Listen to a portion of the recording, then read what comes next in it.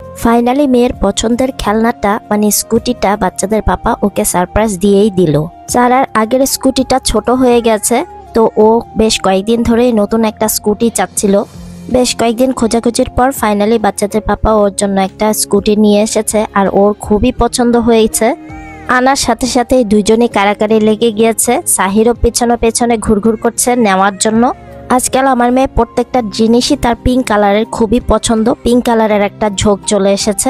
Dress, জামা, জুতা, colour pencil, scooty যাই বলেন না কেন সবই পিঙ্ক কালার তার চাই। এই ধরনের বাচ্চাদের স্কুটিগুলো অনলাইনে অ্যামাজনেও পেয়ে যাবেন, অথবা চাইনিজ সবগুলোতেও পেয়ে যাবেন। তবে চাইনিজ সবগুলোতে সবগুলো দোকানে পাওয়া যায় না, একটু খুঁজে খুঁজে তারপরে নিতে হয়। ভাই বোনের কারাকারি তো এখনো লেগেই আছে।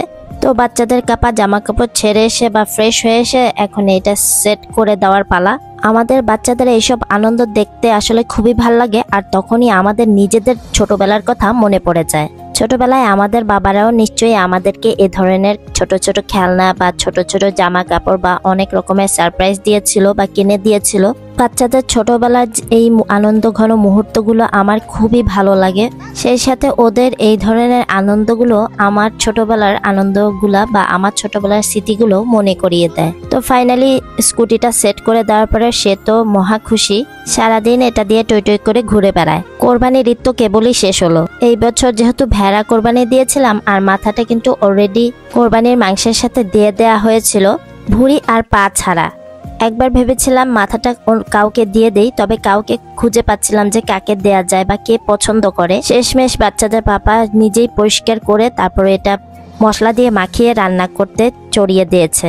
অপরদিকে আমি কোরবানির মাংসের ভেড়ার রেজালা বানানোর জন্য তৈরি করে নিচ্ছিলাম। পেঁয়াজ, আদা, রসুন, কাঁচামরিচ, কিশমিশ আর কাঠবাদাম সবকিছু একসাথে দুধের সাথে ব্লেন্ড করে নিয়েছি। টক দইটা এরপর দিব মাংসের ওপরে।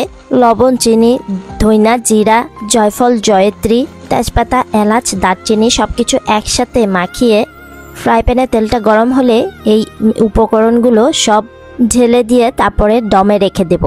ঈদ শেষ হওয়ার পরপরই আমার আদা আর রসুন বাটা শেষ হয়ে গিয়েছিল, তাই আজই আদা রসুন পেস্ট করে নিয়েছিলাম। মাংসের রেজালা আমার এর আগে কখনো করা হয়নি, এই প্রথমবার করছি।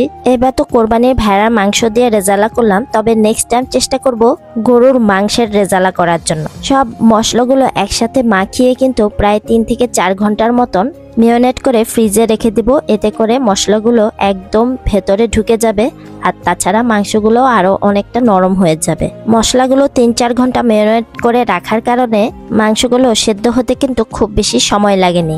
ইতালিতে এখন যেহেতু বেশ গরম পড়েছে, আর ঈদের সময়ে আসলে রিচ ফুডগুলো খাওয়া হয়েছে, যার কারণে এখন আর পোলাও বা বিরিয়ানি এই টাইপের কিছুই খেতে ইচ্ছা করছে না গরমের মধ্যে। তাই আজ একদম সিম্পল সাদামাটা ভাত, ডাল আর এই মাংসের রেজালা করব করে ভেবেছি। আমার ছেলের স্কুল যেহেতু 7 তারিখে বন্ধ হয়ে গেছে, আর 3 মাস এই সামার ভ্যাকেশনে বাচ্চাদেরকে সবাইকেই স্কুল থেকে ভ্যাকেশনের পড়াগুলো হোমওয়ার্ক দিয়ে দিয়েছে।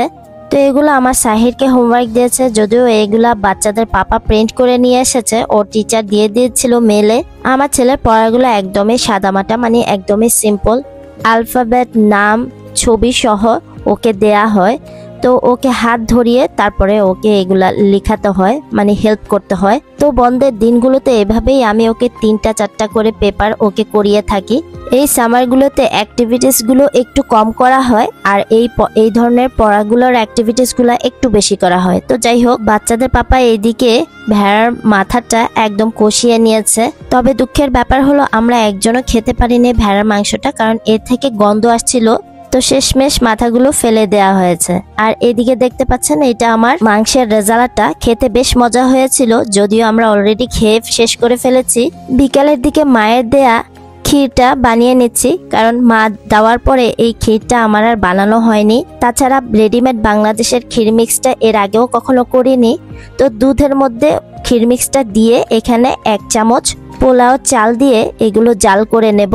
এটার ভেতরে কিন্তু চিনি, বাদাম সবকিছুই মিক্স করা আছে। প্রায় 20 মিনিট জাল করার পরে এই ক্ষীরটা একদমই রেডি হয়ে গেছে, খেতেও বেশ মজা ছিল। তো এই হলো ক্ষীরের ফাইনাল লুকটা। এখানে 1 কেজি দুধের মধ্যে 1 প্যাকেট ক্ষীর মিক্স দিয়ে প্রায় আধা ঘন্টা কিংবা 20 মিনিট জার করে নিলেই ঘনত্বটা চলে আসবে। 1 চামচ পোলাও চালটা দিলে দেখা যায় চিনির পরিমাণটা বা চিনির যেই মাপটা সেটা একদমই ব্যালেন্স হয়ে আছে, তাছাড়াও ক্রিমি একটা ভাব চলে আসে। তো যাই হোক, বাচ্চাদের পাপা এখানে ক্ষীরটা এনজয় করছে আর আমি বাকিটা সার্ভ করে নিচ্ছিলাম। মায়ের পাঠানো ক্ষীর আমরা এখানে এনজয় করে তারপরে ভাবলাম যে বিকেলের দিকে বাচ্চাদের নিয়ে একটু বাইরে বের হওয়া যাক। বাইরে বাচ্চাদের নিয়ে 2টা পার্কে গেলাম, তারপরে শেষমেশ ট্রামে উঠিয়ে বাচ্চাদেরকে একটু শান্ত করলাম। বিশেষ করে আমার ছেলের ট্রামে ওঠা খুবই পছন্দের। বাচ্চারা খেলাধুলায় বেশ টায়ার্ড, আর এখন আমরা ট্রাম থেকে নেমে বাচ্চাদেরকে ম্যাকডোনাল্ডসের ওদের পছন্দের খাবার, তার সাথে ওদের পছন্দের পিৎজা কিনে নিয়ে আমরা বাড়ি ফিরে যাব। তো আমরা কিছুক্ষণ বাইরে বসেছিলাম আর বাচ্চারা বাইরে বসে পিৎজা খাচ্ছিল পর্টোবেল্লোর কাছাকাছি। সেখানে বেশ কয়েকটা বাঙালি ফ্যামিলি দেখেছিলাম। তবে আজকাল যেটা লক্ষ্য করি, প্রায় সময় বাইরে গেলেই দেখা যায় দর্শকরা যারা আমার ভিডিও দেখে, বিশেষ করে ফিমেলরা যারা আছে, একজন আরেকজনের সাথে কানা ঘষা করে। তবে এটা না করে যদি কাছে এসে পরিচয় দেয় বা পরিচিত হয় তাহলে কিন্তু সবচেয়ে বেশি ভালো লাগে। তাই সামনে যদি কখনো কেউ দেখেন, আশা করব যে আপনারা কাছে এসে কথা বলবেন, পরিচিত হবেন। বাচ্চারা আরো কিছুক্ষণ এনজয় করে এদিকে আমরা এখন বাড়ি ফিরে যাচ্ছি। ভিডিওটি আজ আর লম্বা করছি না, দেখা হবে নেক্সট ব্লগে। সবাই ভালো, সুস্থ আর নিরাপদে থাকবেন, নিজেরা ভালো থাকবেন, অন্যদের ভালো রাখবেন। আজ এ পর্যন্তই। আল্লাহ হাফেজ, আসসালামু আলাইকুম। Thanks for watching.